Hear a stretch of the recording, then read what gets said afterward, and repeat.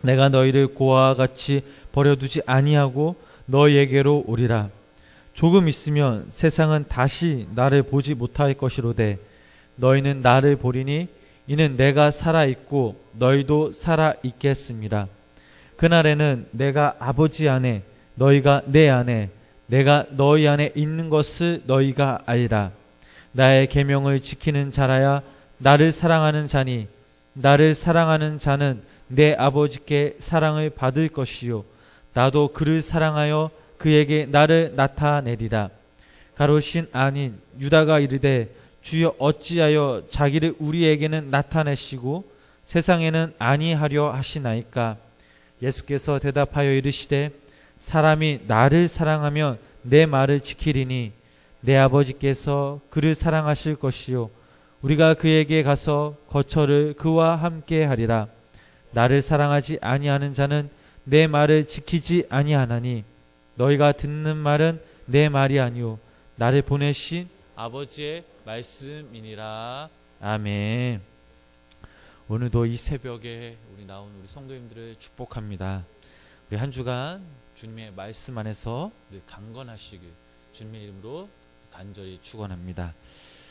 지난 시간 말씀을 한번 되새겨 보자면 예수님께서는 제자들에게 내 이름으로 무엇을 구하면 내가 시행하겠다라고 말씀하셨습니다.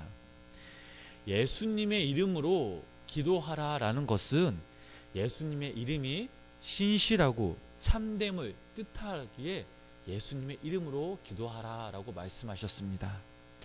이렇게 한 번만 말씀한 것이 아니라 요한복음 15장 7절에서도 너희가 내 안에 거하고 내 말이 너희 안에 거하면 무엇이든지 원하는 대로 구하라.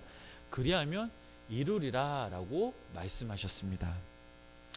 다른 복음서와 요한복음의 그 차이를 보면 다른 복음서들은 그 기도를 할 것을 가르쳤지만 요한복음에서는 기도하래 예수님의 이름으로 기도할 것, 즉 늘 사람이 주님 안에 먼저 거하고 그 마음속에 품은 그 하나님의 아버지의 뜻을 따라 기도할 것을 요한복음에서는 강조하고 있습니다. 이것은 무엇을 뜻하고 있습니까? 당시 그 사람들의 기도 생활을 보면 기도의 내용이 자기의 욕망, 즉 자신을 위한 기도였습니다.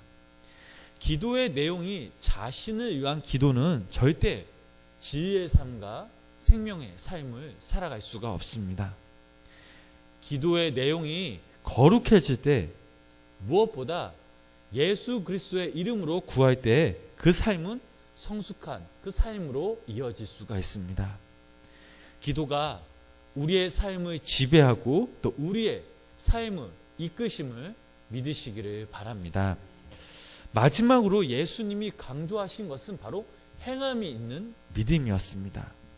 요한복음 14장 11절 말씀을 제가 읽어보면 내가 아버지 안에 거하고 아버지께서 내 안에 계심을 믿으다. 그렇지 못하겠거든 행하는 그 일로 말미암아 나를 믿으라 라는 그 말씀이 있습니다.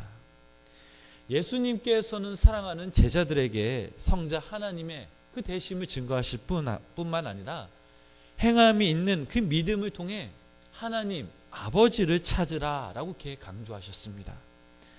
주님을 사랑한다라는 것은 주님을 믿는다라는 것은 주님의 말씀에 따라 사는 그 삶을 말하고 있습니다.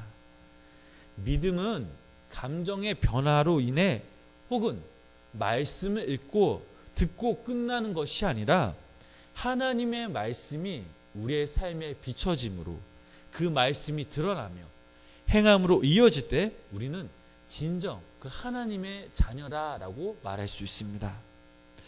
사도 요한이 이처럼 강조한 것은 왜 그렇습니까?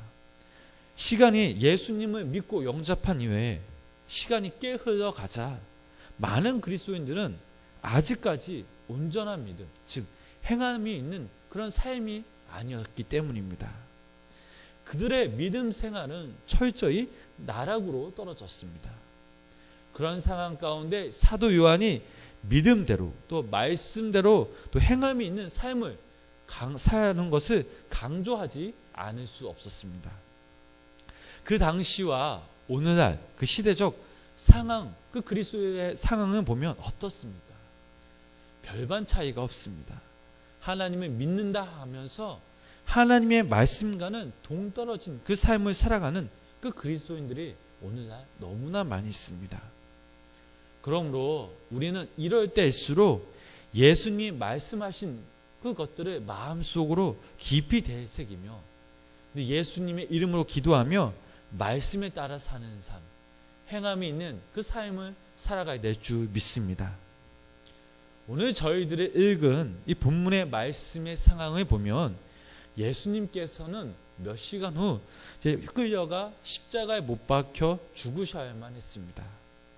죽음을 앞두고 예수님은 그 사랑하는 제자들에게 이렇게 말씀하셨습니다. 우리 16절 말씀을 우리 다 같이 함께 읽어보시겠습니다. 내가 아버지께 구하겠으니 그가 또 다른 보혜사를 너희에게 주사 영원토록 너희와 함께 있게 합니다. 아멘. 보혜사라는 말은 곁에서 돕는 자라는 그 의미를 말하고 있습니다. 예수님께서 또 다른 보혜사라고 말씀하신 것은 예수님 역시 보혜사이셨기 때문입니다.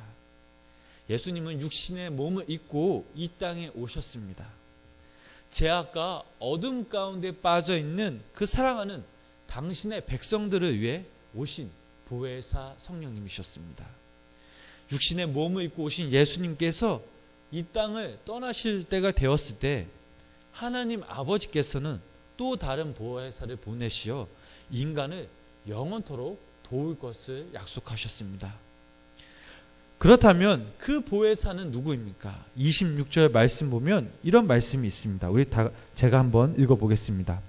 보혜사 곧 아버지께서 내 이름으로 보내실 성령, 그가 너희에게 모든 것을 가르치고 내가 너희에게 말한 모든 것을 생각나게 하리라. 아멘. 보혜사란 곧 성령님을 말하고 있습니다. 성경에서 이 성령님을 하나님의 영, 주님의 영 이렇게 부르고 있습니다.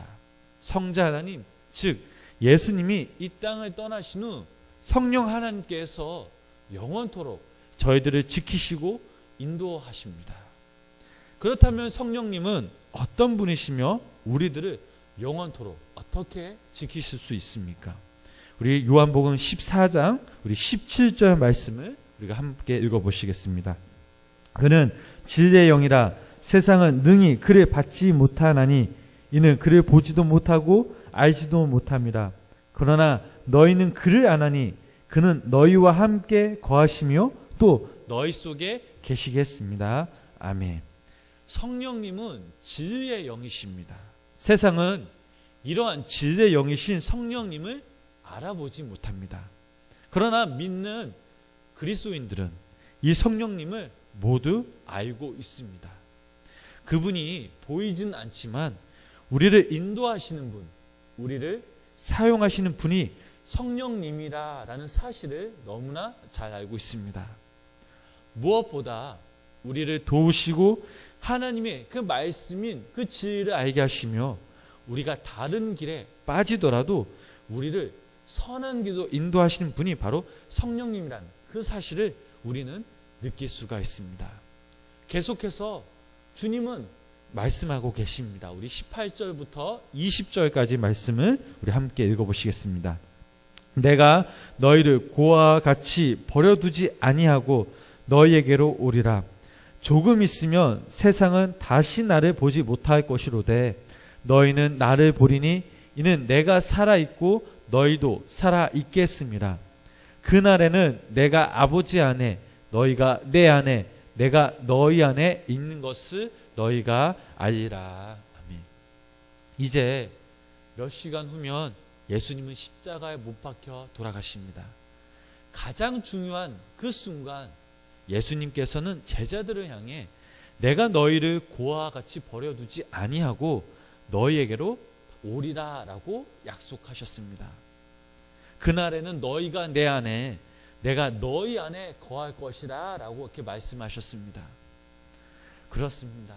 주님은 그리스도인은 주님이 우리 안에 우리가 주님 안에 거할 때에 진정한 그리스도인으로 거듭날 수가 있습니다. 예수님의 그 제자들을 다시 한번 생각해 보시기 바랍니다. 그들은 갈릴리 지방의 무식한 그 어부들이었습니다. 가진 것도 없었고 배운 것도 없었습니다. 예수님께서 그들과 3년 동안 동고동락 하시면서 그들에게 지혜의 말씀과 생명의 말씀을 전하셨지만 실상 그들은 주님이 돌아가시기 전까지 주님의 그 말씀을 귀담아 듣지 않았고 심지어 그 주님의 말씀을 이해하지 못했습니다. 이런 예수님이 제자들이 어떻게 해서 예수님보다 더 많은 일들을 행했습니까? 오늘 본문 말씀에도 나와 있듯이 제자들은 늘 예수님 안에 거했고 예수 그리스도를 마음속으로 품었기 때문입니다. 예수님을 품고 사는 것은 하나님을 품는 거나 마찬가지였습니다. 그때부터 믿음이 자라나고 하나님께서 그 사람들을 사용하시기 시작하셨습니다. 그때 성령님의 역사가 일어나기 시작합니다. 그 사람뿐만 아니라 그들이 속한 그 공동체가 변화되기 시작합니다. 예수님께서는 오늘 말씀을 통해 분명 말씀하셨습니다. 너희가 내 안에, 내가 너희 안에 있는 것을 너희가 알리라 라고 말씀하셨습니다. 이 말은 우리가 이 세상 태어나기 전 아주 오래전부터 우리를 품고 계셨다라는 사실입니다. 내가 주님을 몰랐을 때, 아니 주님을 영접하고도 주님을 외면했을 때에도 그때도 우리 주님은 우리를 바라보시면서 인도하셨고 그 당신의 품으로 우리를 감싸 안아 주셨습니다. 아, 주님이 내 마음속에 와 계시는구나, 주님이 나를 인도하시는구나 라는 것을 깨닫는 순간 그때 우리의 믿음이 시작되고 우리가 비로소 하나님 안에 거할 때 우리의 삶은 변화되기 시작합니다. 사랑하는 성도님 여러분, 우리는 진정 예수님을 만나야 될 줄 믿습니다. 성령님을 사모함으로 나아가야 될 줄 믿습니다. 그분이 어떤 분이신지, 우리에게 어떤 모습을 보이셨고 행하셨는지 우리는 너무나 잘 알고 있습니다.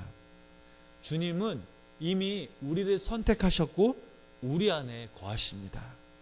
이제 남은 숙제는 우리가 그분께 나아가는 것이며 그분 안에 거해야 될 줄 믿습니다. 우리 모습 가운데, 형상 가운데 예수님의 모습이 나와야 될 줄 믿습니다. 예수 그리스도 없이는 단 하루 살 수 없는 자들이 우리들을 기억해야 합니다.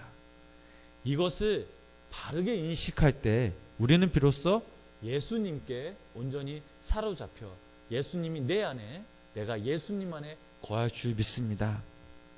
우리에게 일어난 작은 일들, 이 사건들은 하나님께서 계획하셨음을, 이것이 하나님의 사랑이요 섭리임을 우리는 믿어야 될 줄 믿습니다. 오늘 하루도 우리를 통해 하나님을 기대하며 기도하며 나아갔으면 좋겠습니다. 성령님의 도우심을 바라며 전적으로 우리의 삶을 맡길 때 성령님께서 우리를 인도하시고 우리를 도우시고 우리의 인생을 가장 귀하게 선하게 인도하신다는 그 사실을 우리는 깨닫게 될 것입니다. 바라옵기는 여기 모인 우리 사랑하는 성도님들이 오늘 하루도 우리가 성령님을 사모하심으로 구하심으로 오늘 하루도 그분으로 인하여 복이 넘치고 또 성령님의 그 따스한 그 마음과 손길을 느끼시는 귀한 하루 보내시는 우리 성도님 되시길 주님의 이름으로 간절히 축원합니다. 기도하시겠습니다. 우리의 소망 되신 주님을 찬양합니다. 우리가 어둠에 제약된 모습에 빠져 있을 때 당신의 따뜻한 손길로 우리를 잡아주셨고 당신의 진리와 그 생명의 말씀으로 인해 저희들을 건져내어 주셨습니다. 이제는 성령님의 도우심으로 저희들은 이 땅 가운데 그리스도인으로 살아가고 있습니다. 그러나 아직도 참으로 부족합니다. 주님 앞에 나아가기엔 너무나 나약하지만 그럼에도 불구하고 저희들을 사랑하시고 인도하신 그 당신의 그 손길, 그저 저희들은 감사함으로 고백하며 나아갑니다. 오늘 하루도 우리가 주님 안에 거하게 하시며 주님을 진정 품는 자들이 되게 하여 주시고, 우리의 뜻과 생각, 우리의 주관이 우리의 삶을 인도하는 것이 아닌 주님의 밝은 빛으로, 생명의 말씀으로, 우리에게 주님을 향한 소망으로 우리의 삶을 가꾸시고 인도하여 주시옵소서. 이 시간 우리의 간구와 기도를 들어 주시옵소서. 오늘 하루도 우리가 성령님을 의지하며 나아갑니다. 성령님 인도하여 주시옵소서. 예수님의 이름으로 간절히 기도드렸습니다. 아멘.